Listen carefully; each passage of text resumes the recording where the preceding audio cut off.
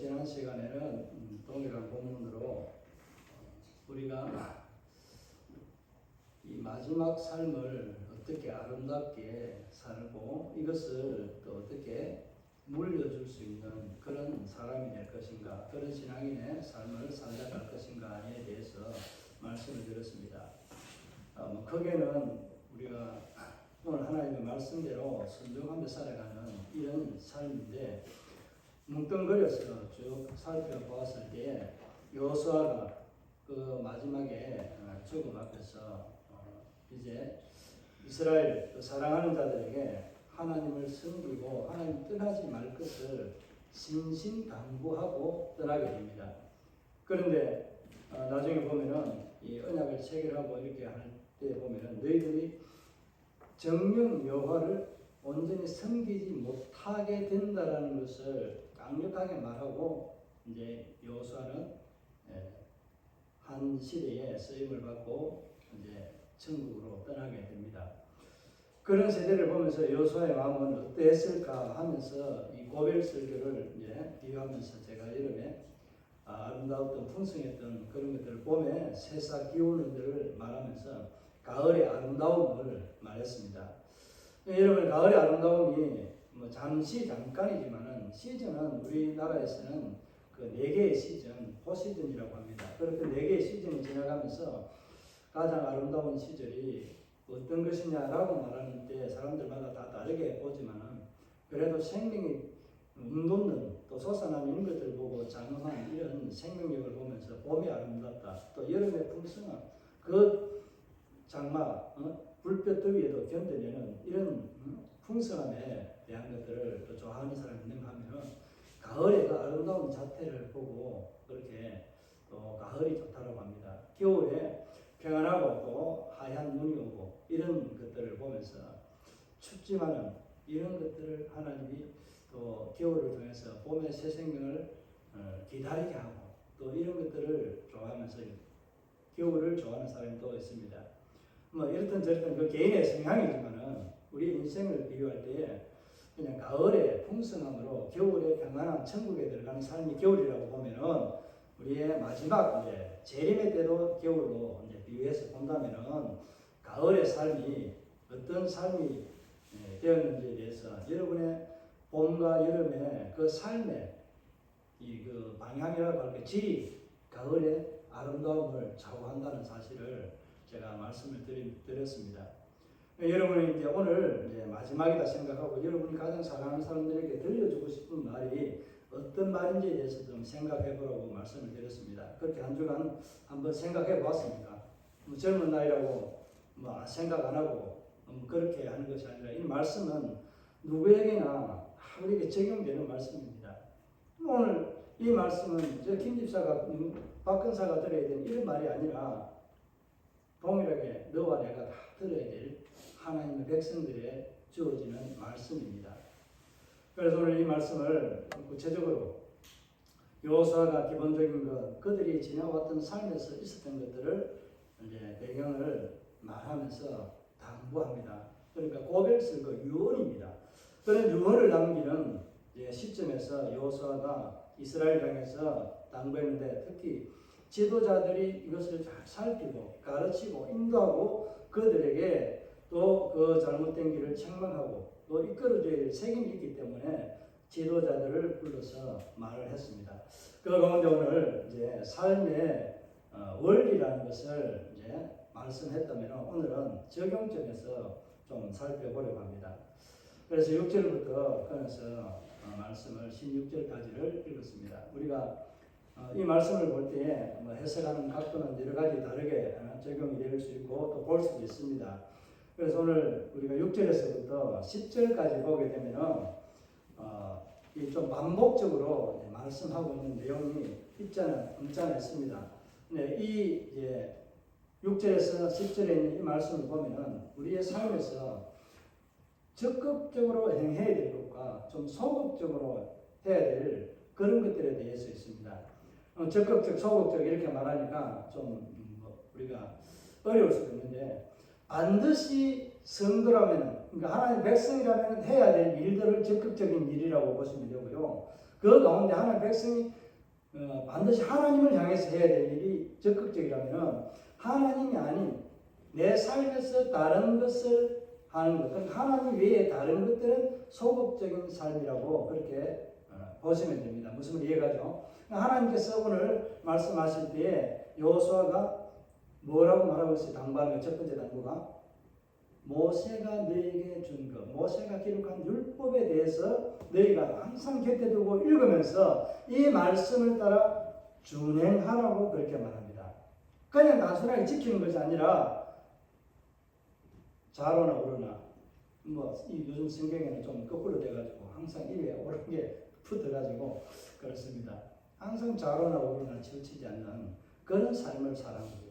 그러니까 하나님을 향해서 내 마음대로 이쪽 좌우하니까 요즘에 이념적인 좌우가 아닙니다. 우리가 곁길로 가는 것, 하나님의 말씀을 빼딱하게 다르게 해석해서 적용하는 것, 이런 것들이 없어야 된다는 겁니다. 내 삶의 위치에 내가 멀어진 죄악의 삶에 있으면서 하나님의 말씀을 내 죄악의 자리에서 끌어서 하나님을 말씀을 인용하는 것, 그러니까 합리화시키는 것, 이런 행위를 하지 말라는 거예요. 좌우로 우로나 치우치지 말라는 것은. 내가 죄악의 길에 있으면서 하나님의 말씀이 이렇지 않느냐라고 말할 때 하나님의 말씀은 여기에 있어야 되는데 죄악의 자리에 있는 것을 끌어오는 자리로 와야 되는데 거꾸로 이렇게 행하는 것은 안 된다는 의미입니다. 무슨 말인지 이해가죠? 좌우로 치우치지 않는 이 하나님의 말씀을 지키는 삶이 바로 이런 삶이라는 겁니다.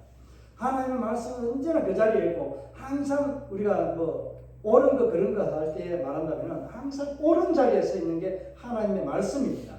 우리는 그릇된 자리에 갈 수도 있고 옳은 자리에 설 수도 있습니다.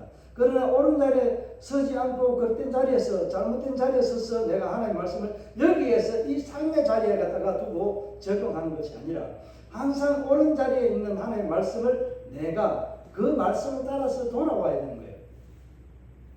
이런 삶을 살아야 되는 게 우리의 삶이라는 것을 여호수아가 강조합니다. 그렇게 하는 삶에서 여호수아가 당부하는 것은 11절 한번 보겠습니다. 우리 11절을 시작 다 같이 읽습니다. 시작. 그러므로 스스로 조심하여 너희 하나님 여호와를 사랑하라. 아멘. 이런 이제 여호수아가 당부를 하면서 하나님을 뭐하라고 말씀하고 있어요? 사랑하라는 겁니다. 하나님을 사랑하는 이것이 성도의 가장 기본된 본분이고 그런 삶을 사는 것이 정말 옳은 길, 의의 길 걸어가는 성도의 삶이라는 것을 말씀해주고 있습니다. 그래서 성도가 걸어가야 할 길은 어떤 길인가라고 말할 때에 우리는 의의 길, 옳은 길, 의라고 이야기할 때는 하나님 인정해주는 의라고 하는 것이 있습니다. 로마서나 이 갈라디아서 이런 데서 말씀하고 있는 하나님의 의와 같은 것은 그냥 내가 의로운 것을 이야기하는 것이 아니라 하나님이 인정해주는 의. 다르게 말하면 구원을 받는데 하나님의 의를 덧입었다라고 이야기할 때 정확한 하나님의 구원의 의를 말할 때는 예수 그리스도라고 말할 수 있잖아요. 그렇게 예수 그리스도 외에는 하나님의 의를 우리에게 줄 다른 어떤 것이 없다라고 그렇게 보시면 됩니다. 그래서 우리가 하나님의 의를 이루지 못하고 하나님의 의를 온전히 쫓지 못하는 그런 삶을 살아서는 안 된다는 것을 오늘 여호수아가 우리에게 말씀해주고 있습니다. 그래서 여러분이 이제 6절에서 10절에 있는 이 말씀, 적극적인 것과 소극적인 이 말씀 메시지를 보면서 여러분은 어떤 적극적인 삶을 지금까지 취해왔는지 아니면 또 어떤 소극적인 삶을 취해왔는지 한번 이 시간 돌아보시기 바랍니다. 이미 말씀을 읽었기 때문에 내용은 대충 알지 않습니까? 하나님께서 하지 말라고, 하나님께서 하라고 명령한 것들도 있고 하지 말라고 명령한 것도 있습니다. 그런데 이 대상이 하나님을 향해서 말하고 있는 것과 또 우리 자신을 향해서 말하고 있는 것에 대해서 좀 내용이 다릅니다. 그러니까 하나님이 아닌 이방 신들과 이런 것들에 관련된 것은 소극적이라는 것을 말씀을 드렸는데 6절의 말씀을 보면은 약간 적극적인 말씀인 것 같습니까? 아니면 소극적인 것 같습니까? 6절의 말씀은 적극적입니다. 뭐라고 했어요? 크게 힘써 모세가 기록한 율법의 이 말씀을 읽고 그 말씀을 따라 다 지켜 행하라고 말씀합니다. 그냥 한두 개만 지키고 마는 것이 아니라 다 지켜 행하라고 말씀한 것입니다. 왜 다 지키라고 했을까요? 율법은 다 지키다가 잘 지켰는데 10가지 중에 한 가지를 어기면 어떻게 된다고요? 율법을 범한 자, 어긴 자가 됩니다. 그래서 다 지키라는 이 수식은 꼭 이것을 붙입니다. 그러니까 율법을 괜찮게 그냥 대충 지키는 것이 아니라 반드시 하나님 율법을 지킬 때는 다 지키라는 겁니다. 그 안에 기록된 모든 내용을 다 지키라는 겁니다. 613가지나 되는 시내산에서 받았던 그 율법의 내용에 가지수가 그 정도나 됩니다. 그 1년 365일을 하루에 한 가지씩 꼭 하라고 하는데 그 절기의 숫자를 좀 빼면은 그래도 좀 차이 많이 나지만 그런 정도의 삶을 살기를 원했던 그런 삶을 율법에서 반영해 준다고 보시면 됩니다. 그래서 이 율법의 말씀을 지키려면 조건이 뭐다? 하나님을 사랑해야 돼요. 사랑하지 않는데 어떻게 그 말씀, 그 사람이 하는 말에 대해서 신뢰를 하고 따라갈 수 있겠습니까? 물론 다른 방법도 있고 다른 이 형태도 있지만은 돈이 있다면 그 사람 말이 신뢰가 돼서 그런 게 아니라 돈 때문에 그 사람의 말을 따라가고 순종한다라고 할까요? 그렇게 하는 경우도 있습니다. 돈보다도 더 좋은 모든 것을 가지시고 모든 만물의 주인이신 우리 하나님이 여러분의 주인입니다. 그분을 사랑하는 것은 좋은 일 아닌가요? 정말 좋은 일이잖아요. 이럴 때는 좀 크게 한번 화답해도 되는데 여러분 하나님을 사랑하고 좋아하는 것은 좋은 일이 아니고 나쁜 일입니까? 정말 좋은 일이잖아요. 그런 삶의 이유를 또 우리의 목적을 말할 때 하나님이 우리 안에 개입하지 않는 그런 삶의 형태는 우리에게는 아무런 의미가 없습니다. 그렇게 해서 이 적극적인 삶을 살아가는 하나님의 율법의 말씀을 일단 하나님을 사랑해야만 하나님 율법을 따라서 지키는 삶을 살 수 있다는 겁니다. 이것을 조금 적용한다면 우리가 가정에서 부부가 살아갈 때에 무엇을 따라갑니까? 혼인서약 하나님 앞에서 합니다. 그 혼인서약은요, 제가 볼 때는 결혼할 때 하나의 형식으로만 지나가 버리고 없습니다. 그런데 살아가면서 그 혼인서약보다 더 중요한 게 있더라고요. 이거 제가 느끼는 거예요. 여러분이 느끼는 것도 될 수 있는데 좀 약하게 말하면 서로가 서로의 기분에 따라서 받아들이는 것에 따라서 그 혼인서약과는 관계없이 그 삶에서 요구되는 것들이 달라진다는 사실입니다. 그렇지 않던가요? 그 순간 기분 상황에 따라서 그 기준이 달라져요. 그 모양을 가지고 판단하는 게 달라진다는 거예요. 무슨 말 이해가 가는지 모르겠습니다. 이 말에 대해서는 이제 예배 시간 다른 때 저한테 물어보면 제가 그에 대한 대답을 해드리도록 하겠습니다. 느낌은 어떤 느낌인지 여러분이 조금 이해하면 서로가 보고 맞이하는 상황이 다르면은 다르게 얘기합니다. 서로가 서로를 존중하고 끝까지 신뢰하고 믿어준다고 했던 그 말들에 대한 것들은 온데간데 없습니다. 무슨 말인지 이해가죠? 다 안 꺼내도 아시겠죠? 그런 이제 삶의 기준의 혼인서약은 대표적으로 우리가 읽고 고백한 건데 특별히 성로는 어디에서 하는 거예요? 대개 저희 때문에 교회에서 많이 했습니다만 제 자녀들도 야 너희들 결혼할 때는 예식장이 아닌 더 아름다운 천국 예식장 교회에서 하면 어떻겠냐니까 별 말은 안 하더라고요. 그래도 안 한다 소리는 안 하는 거 보니까 반쯤 허락을 해주는 것 같아요.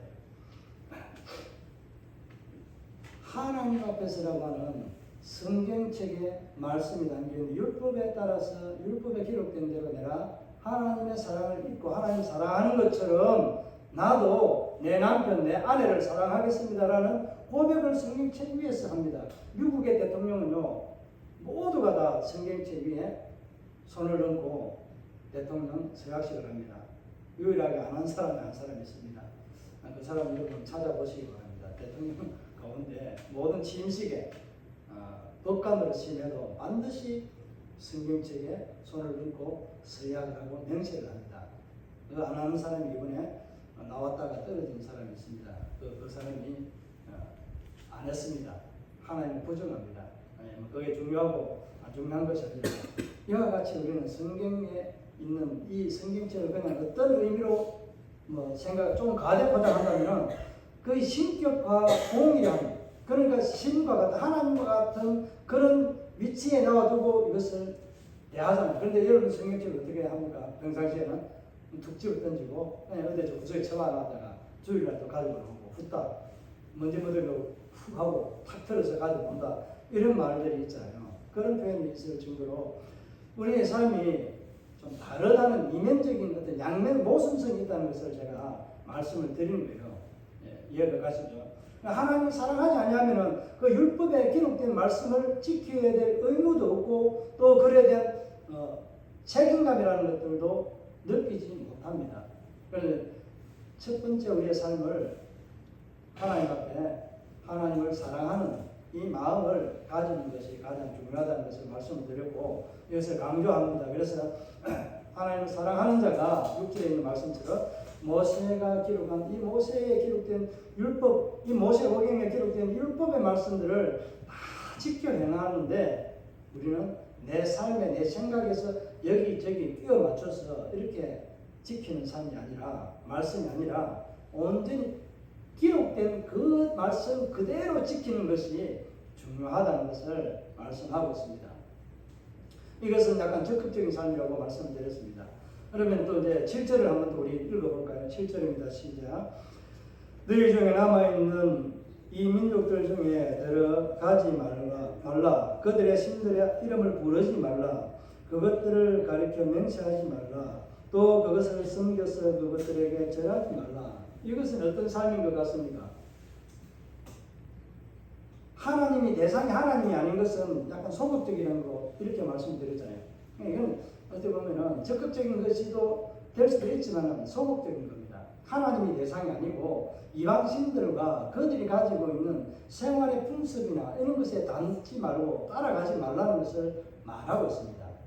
그래서 이것은 소극적인 삶. 내 소극적인 삶이 글자 그대로 그냥 소극적이라고 해서 내가 지키지 않아도 된다는 이런 의미의 말 아닙니다. 가장 중요한 우선순위가, 적극적이라는 것은 우선순위가 정해져 있다는 거예요. 우선순위가 뭐예요? 하나님이라는 겁니다. 우선순위가 하나님인데 그 우선순위가 하나님인 것에 대해서 내 삶의 현장에서 어떻게 살아가는가, 살아야 되는가를 말할 때 이것을 좀 소극적이라고 그렇게 보시면 됩니다. 그러니까 이들과 혼인하지도 말고 계약도 하지 말고 언약도 맺지 말고 그들의 어떤 풍습도 따르지 말고 그들은 다 진멸하고 내어 쫓으라고 했잖아요. 그 내어 쫓는 게 쫓을 수는 없잖아요. 다 죽여야 되니까. 진멸해버려야 되니까 그들과 이렇게 혼합되어져서 살아가지 말라고 말합니다. 이런 말씀들을 가지고 사람이 세상에서 우리는 분리되어서 살아가야 되나, 분리주의자들이 있습니다. 이런 분리주의자들은 안 됩니다. 우리는 분리주의가 아니고 어떤 생각과 삶을 살아야 될까요? 제가 간혹 자주 이런 거 말씀을 간혹 드렸는데 기억이 안 나나요? 구별된 삶을 살아야 됩니다. 저와 여러분은 구별된 존재입니다. 세상에서 분리해가지고 양과 염소를 다 구분해서 있는 이 마지막 현상은 언제 있을까요? 마지막이라고 말했던데요. 주님의 재림 때 확실하게 갈라집니다. 우리는 세상 가운데 심겨져 있는 한 나무와 같이 그 자리에서 내 삶의 그늘을 어떻게 만들어주고 또 내 삶을 어떻게 푸르게 만들어 놓을 것인가 하는 것에 대한 삶이 바로 우리의 삶입니다. 하나님의 말씀을 먹고 자라는 그 땅에 뿌리를 박은 하나님의 말씀의 깊이에 뿌리를 박은 신앙의 삶의 고백이 여러분 무엇으로 맺어지겠습니까?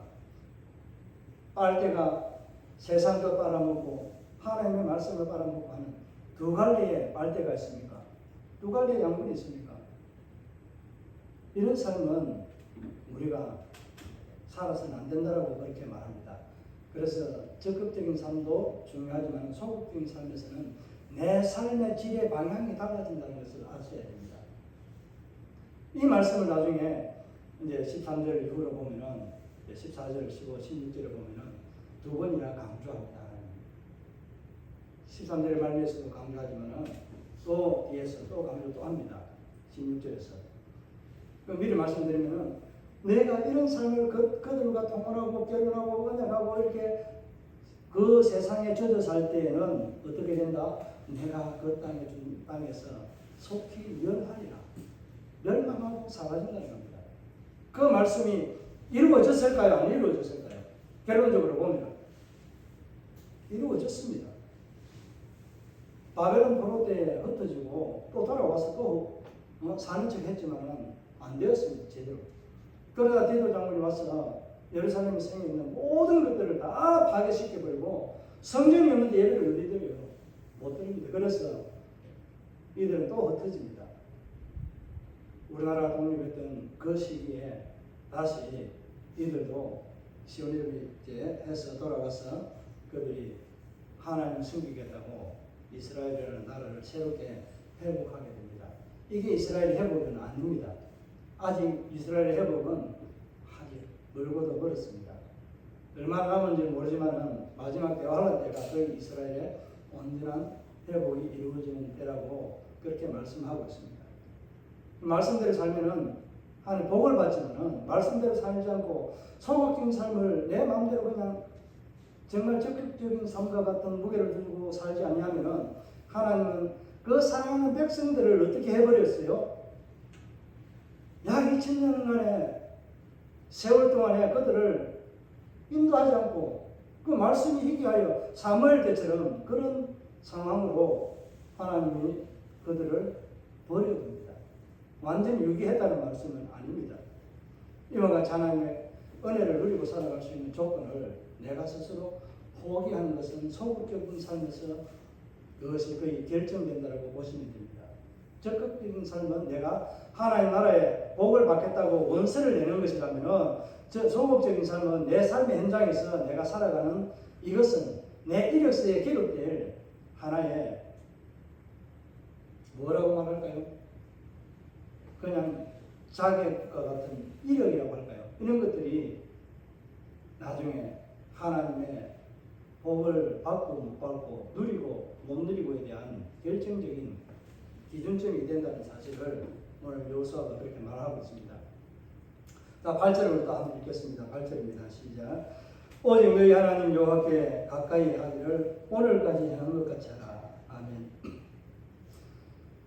이들이 여호수아를 통해서 이제 광야길을 볼 때는 모세를 통해서 이제 가나안 땅 정복 약속의 땅은 여호수아를 통해서 지금까지 말씀에 대한 순종으로 얻게 된 것, 또 불신앙으로 인해서 그들이 겪게 되었던 그런 아픔들, 고통들을 다 겪었습니다.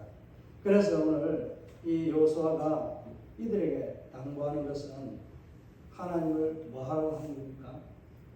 가까이 하라. 우리가 그냥 가까이 하라고 얘기하니까 이 가까이 하라는 이 표현이 하나님을 어떻게 하는 삶을 두고 이야기한다고 했습니까? 바짝 뒤따라가는 것. 그 말씀이 떨어지면 바로 그 말씀을 받아먹고 그 말씀을 순종해버리는 삶. 이와 같은 모습이 바로 가까이 하는 삶. 바짝 붙어가는 삶입니다. 이게 이스라엘 백성들이 가나안 땅을 얻을 때 여호수아가 이런 은혜를 믿고 살아갔던 삶, 또 갈렙이 이런 삶을 살았던 삶을 살았다라고 그렇게 말하고 있습니다.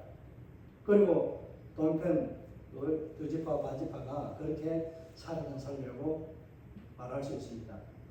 그래서 전체적으로 이스라엘이 하나님을 바짝 붙어서 살아가라고 그렇게 말합니다. 가까이 하라고 말합니다. 지난번에도 말씀드렸지만 이게 10편 73편에서 이야기하는 것 28절에서 하나님을 가까이 하는 게 내게 복이라고 하는 거예요. 하나님을 가까이 하는 게 왜 복인지에 대해서 말할 때 오늘 하나님을 가까이 하라고 하는 이 말의 의미에는 거의 대부분 어떤 의미가 담겨 있는지를 여러분 좀 아셔야 됩니다. 어떤 의미가 담겨 있을 것 같습니까?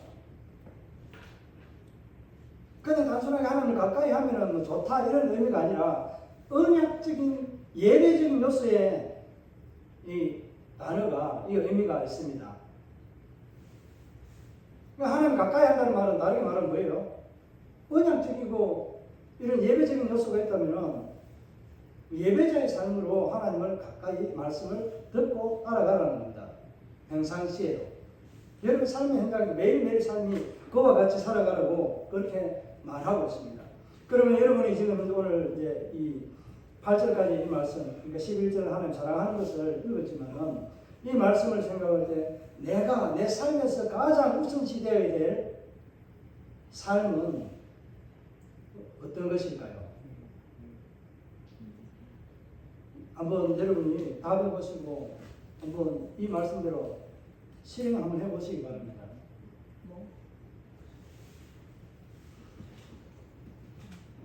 내 삶에서 가장 우선순위가 되어야 될 삶은 먼저 하나님을 사랑하는 것입니다. 더 깊이 사랑하는 겁니다. 하나님을 더 누리며 고백할 수 있는 그 사랑을 날마다 순간마다 잊지 않고 고백하며 살아가는 사랑의 고백이 있는 삶이 바로 내 삶의 우선순위가 되어야 됩니다. 그 삶의 고백이기에 우리는 하나님의 말씀을 따라서 준행하는 것, 거룩함, 순결함 이런 것들을 지켜나갈 수 있는 게 바로 하나님을 사랑함으로 인해서 내게 주어지는 하나님의 은혜가 능력이 나타나는 겁니다.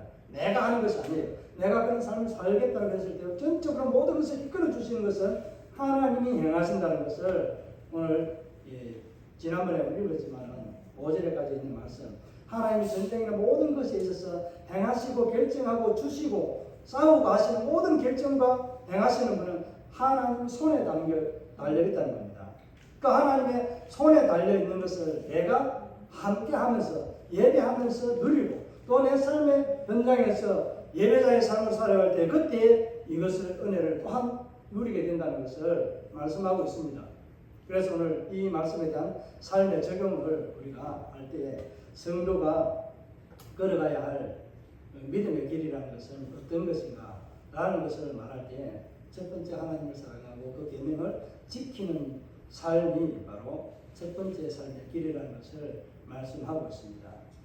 또 한 가지는 우리가 버려야 될 것이 있습니다.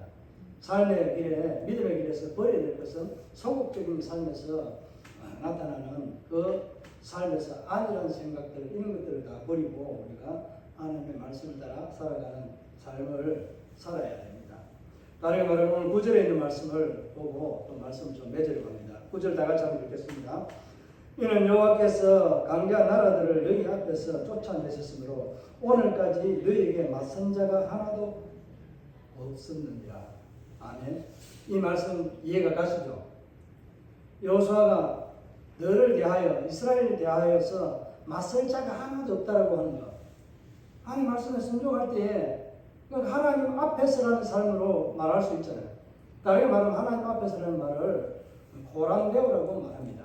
그러니까 호람데오에 대해서 말할 때 제가 그 의미들을 몇 번 설명드렸는데 호람데오의 의미가 뭔지 여러분 잘 아시죠? 하나님 앞에서라는 말이지만은 뜻이지만은 우리의 존재가 하나님 앞에 있을 때에 나의 존재가 가치가 있다는 겁니다. 하나님의 백성으로서의 가치가 있다는 겁니다. 하나님 앞에 서지 않고 하나님 앞에 있지 아니할 때는 내 삶의 존재는 가치는 좀 형편없이 이야기하면 아무것도 아닙니다. 여러분 하나님 앞에 서서 하나님을 가까이 하는 삶이라고 하는 이 표현의 말씀을 빌어서 말한다면 여러분이 어떤 존재가 된다고요? 세상이 여러분을 향해서 우리 교회를 향해서 그 어느 누구도 맞설 자가 하나도 없다는 사실입니다.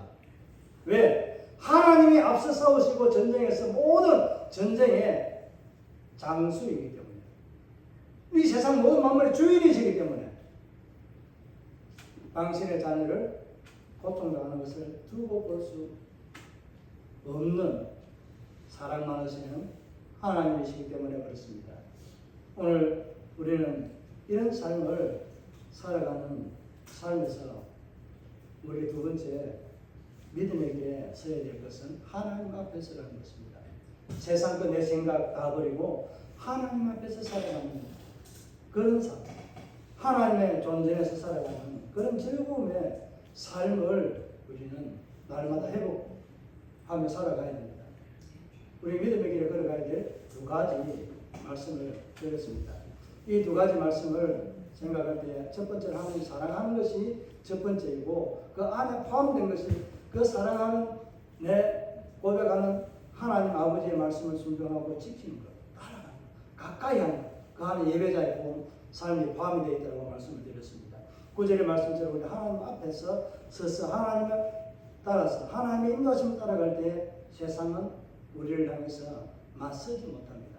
하나님을 향해서 맞서는 꼴이 되기 때문에 절대로 하나님을 가만두지 아니하십니다. 대적을 물리치시고 저와 여러분에게 시온의 대로가 열린 것처럼 그 믿음의 길을 걸어가는 자에게 하나님은 복을 주시고 그 은혜를 누리며 살아가도록 해주십니다.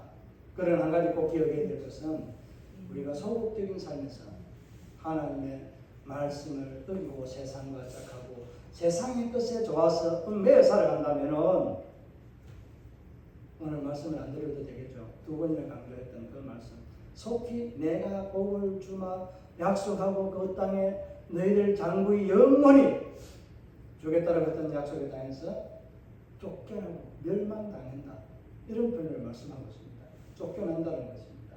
여러분의 믿음의 자리에 여러분의 복이 여러분의 믿음의 삶의 형태에 따라서 달라진다는 사실을 기억하면서 여러분이 하나님을 가까이 하고 하나님 앞에서 살아가는 삶, 이것을 다르게 말하면 하나님을 사랑하는 삶, 예배자의 삶으로 살아가는 성도의 삶의 길이 바로 믿음의 길이라는 것을 꼭 기억하시면서 하나님 약속하신 모든 복락을 누리며 살아가는 저와 여러분의 삶이 되기를 바랍니다.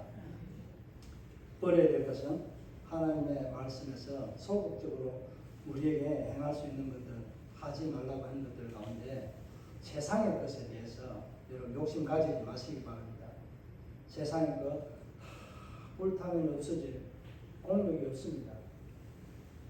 우리의 믿음만이 불타 없어지지 않는 영원한 보석과 같이 빛나는 상급으로 우리에게 주어진다는 것 꼭 기억하면서 버리시기 바랍니다. 세상 것 버리시고 세상 것 용심내지 마시기 바랍니다. 세상과 짝하며 살아갈 그런 삶으로 살아가지 않도록 여러분 각별히 믿음의 길에 서는 성도의 삶이 되기를 다시 한번 예수의 이름으로 부탁드리며 축복합니다. 이 말씀을 생각하면서 하나님 앞에서 나의 믿음의 삶의 길을 어떻게 걸어갈 것인가 하는 것을 생각할 때 내 삶을 이 말씀에다가 그대로 적용해서 살아가도록 오늘 여러분과 함께 결단하면 좋겠습니다.